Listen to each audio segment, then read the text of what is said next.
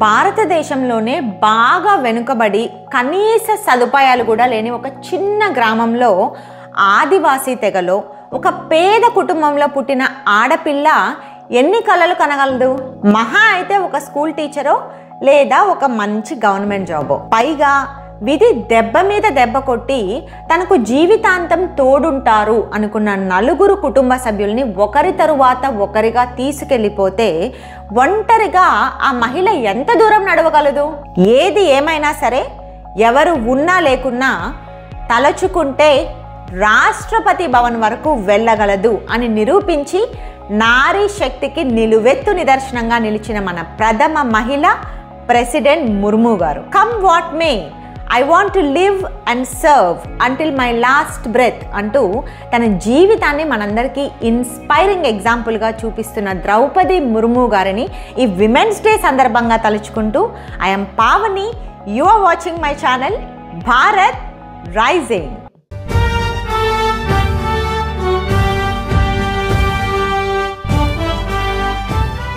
Youngest president, first president from tribal community, second women president.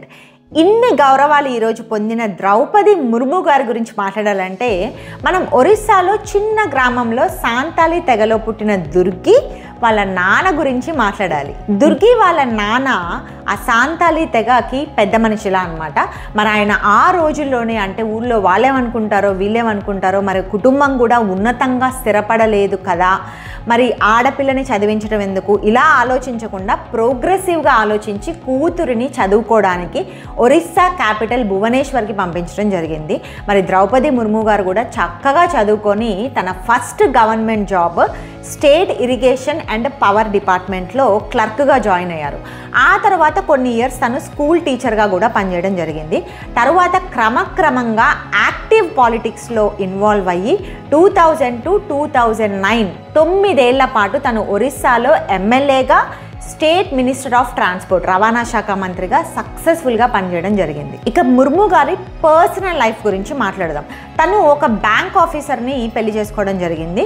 అయితే తనకి తగిలిన first దెబ్బ ఎప్పుడంటే, తనకి ఒక పాప పుట్టి మరి ఆ పాప కొన్ని సంవత్సరాలకే చనిపోవడం. ఆ తర్వాత 2009లో చెట్టంతా ఎదిగిన కొడుకు సడన్గా చనిపోయారు. ఆ బాబు చనిపోయిన కొన్ని ఇయర్స్కే 2 to 3 years లోపే ఇంకొక కొడుకు కూడా యాక్సిడెంట్లో సడన్గా 2012లో చనిపోవడం జరిగింది. మరి ఇద్దరు కొడుకుల్ని పోగొట్టుకున్న బాధలో ముర్ము గారి హస్బెండ్ 2014లో హార్ట్ అటాక్తో సడన్గా చనిపోయారు. అదే టైంలో ముర్ము గారి మదర్, బ్రదర్ కూడా చనిపోయారు. అంటే 5 ఏళ్ల గ్యాప్లోనే నలుగురు అత్యంత ఆప్తులైన కుటుంబ సభ్యుల్ని ఆమె కోల్పోవడం వల్ల సివియర్ డిప్రెషన్లోకి వెళ్ళిపోయారు.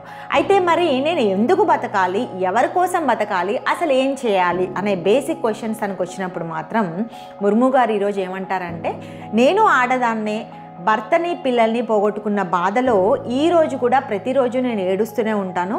అయితే పర్పస్, అసలు నా పర్పస్ ఏంటి లైఫ్లో అనేది నేను తెలుసుకున్నాను. కాబట్టే నా పర్పస్ ఏంటంటే ట్రైబల్ కమ్యూనిటీస్ వెల్ఫేర్ కోసం పాటుపడడం.